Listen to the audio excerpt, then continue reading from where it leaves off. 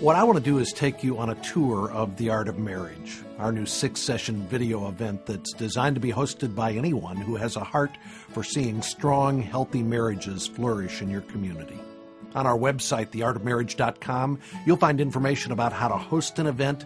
There are promotional tools, answers to frequently asked questions. But what I want to do here is give you a guided tour through each of the 6 sessions, so you'll get an idea of how the material is presented. At the core, each session includes input and instruction from well-respected pastors and Bible teachers who keep us grounded in the Bible as our source. Wrapped around them are stories of couples dealing with challenges in their marriage. There's some funny sketches, some dramatic stories. We've included some man-on-the-street segments. We've tried to keep it fast-paced and compelling. In Session 1, we talk about marriage as God intended it to be. Session 2 is all about isolation and conflict in marriage, looking at the root causes. We show how the gospel is the only solution, our only hope. In Session 3, we talk about a husband's job description and a wife's job description. Session 4 is all about communication, resolving conflict, and forgiving each other. Session 5 is about intimacy and sex. And Session 6 points couples to a marriage that leaves a legacy for future generations. So with that as the overview, let's look a little more closely at what's in each of the 6 sessions. We begin in Session 1 by giving couples a better understanding of God's purposes for marriage. Why would I personally get married? These days, for money. It's tradition, it's what our parents, our grandparents, our great-grandparents have done. I think it starts with just recognizing that marriage is more than me. Your words were beautiful. They were. But after 10 years, will they have only just been words? In this session, we unpack the command to leave, to cleave, and to receive your mate as a gift from God. I've learned that being a wide receiver is a lot like being a wife receiver. I can't just accept my mate as a gift from God. I must choose to receive her all the way into here. There's a moment in which, as my wife is walking down the aisle of that church, not only is there no other woman in the room, there is no one else in the room but her for that moment. You know, Bill, when there's a death of a child as a result of the responsibility of one of the spouses, there's probably an 85% chance for a divorce. I had to come to grips with, am I going to take that anger and just focus on that anger and focus on the mistake, or am I going to talk about what we have to do going forward as a family and as a couple? In Session 2, we help couples see that the natural drift in marriage is a drift toward isolation. After nearly 8.5 years of marriage, Mark has decided he wants his freedom. He's filing for divorce. Marriage is not about my happiness. It's not about my fulfillment. Marriage requires the shift of the pronoun from mine to ours. He would walk out the door and I'd be like, wait, you're leaving again tonight? And he'd be like, yeah, don't you remember I had this meeting and then I have to go here and I have to speak to these people? And I'd be like, whatever.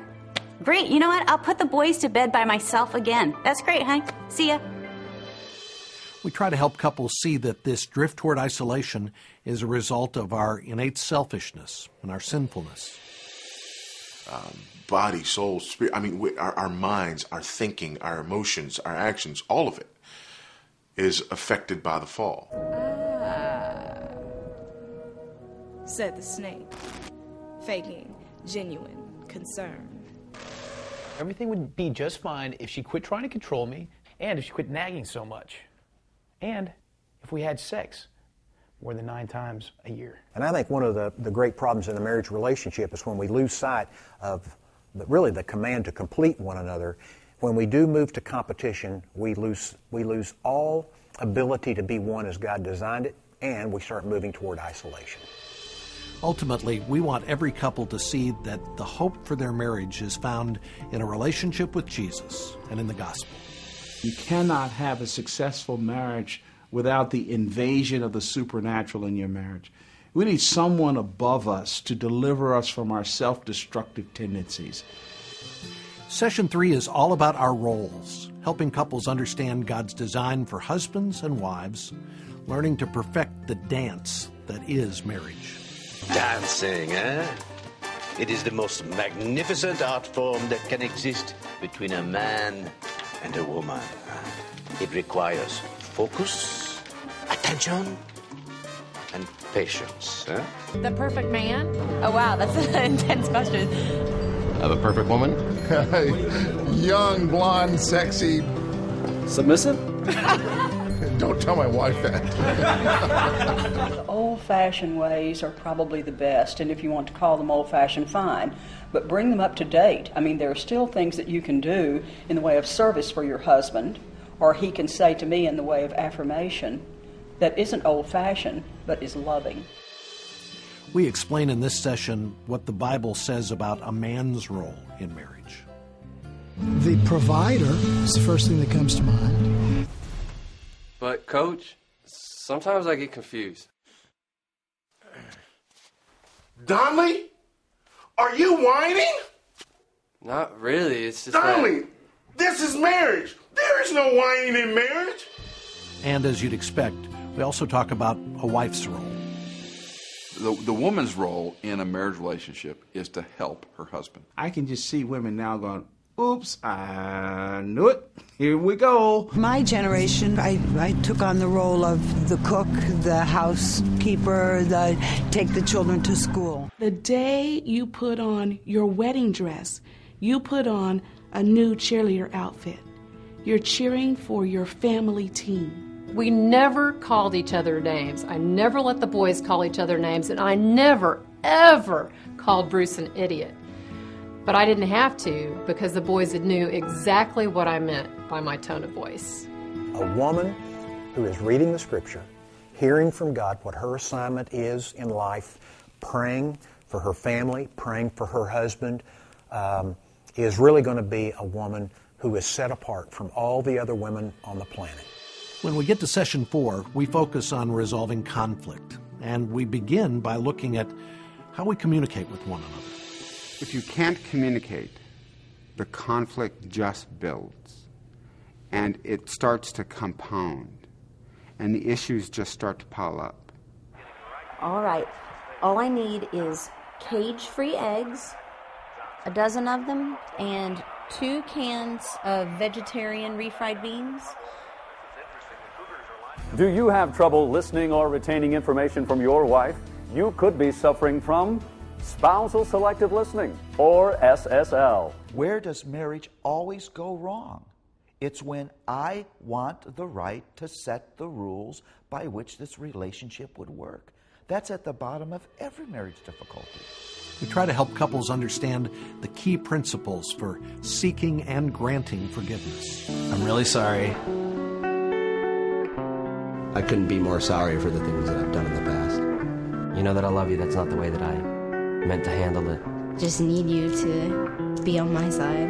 If you are asking for forgiveness, ask for forgiveness. Don't continue the argument. Come in and say, will you forgive me for failing to lead you or failing to love you or failing to submit to you or whatever the issue is, rather than coming in and saying, if I've done anything to offend you, forgive me, which is another way of saying, get over it, you oversensitive person. I'm embarrassed by how I've been treating you.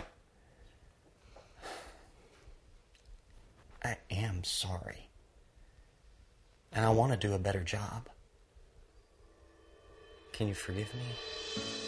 Session 5 is all about intimacy and sex. Do you want to switch off? Yeah. This is a wife. How beautiful are your feet in sandals, oh prince's daughter. My beloved is dazzling and ready, outstanding among 10,000. I didn't realize when I got married at 23 how a woman's body worked and how long it took her to reach that point that takes a man, about 20 seconds. Sexual intimacy means getting to know one's husband or wife, which often takes a long time.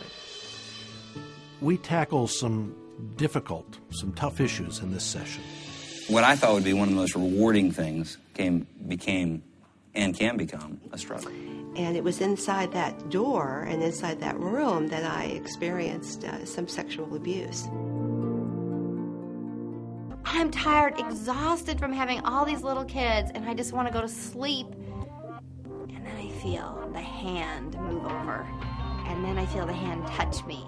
And in places I really don't want to be touched right then, and so it's just like, stop!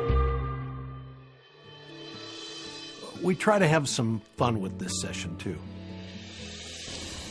Our population continues to plummet. Now, I know that we've learned that playing practical jokes on the pterodactyls doesn't help. But obviously, we need to make new cavemen. The question is how? Meet Tommy and Susie. Tommy and Susie are newlyweds. And although they've already learned a little about sex, they still have a lot to learn about intimacy. Our final session is all about helping couples have a vision for their marriage that goes beyond themselves. Well, your legacy's all you got. They're going to forget your name. They're not going to visit your tombstone. Nobody cares. But if my son and my daughters love Jesus Christ, and they tell their children to love Jesus Christ, then I think you'll hear, well done, good and faithful servant. I would hope that they wouldn't say that something like I was selfish or anything like that. They wish I would have I'd met all my deadlines. I hope they'd say something nice, like that I was a good friend to them. That I was a very happy person, and that I hope that I made a lot of people laugh. I believe that when I'm gone, I want my family to be able to say, I'm glad she came. I would say deep love is the one thing that has kept us together. I think that's it for me too. It's unconditional love. No matter what, good or bad, we're in it forever. Well, hopefully that gives you some idea of what we put together for the Art of Marriage. We're grateful for the positive feedback we've been getting from audiences that have attended an event and seen all 6 sessions. And we hope that with what you've seen here, you'll be motivated to attend an event or even host an Art of Marriage event in your community. Again, you can find out more about the Art of Marriage online at theartofmarriage.com.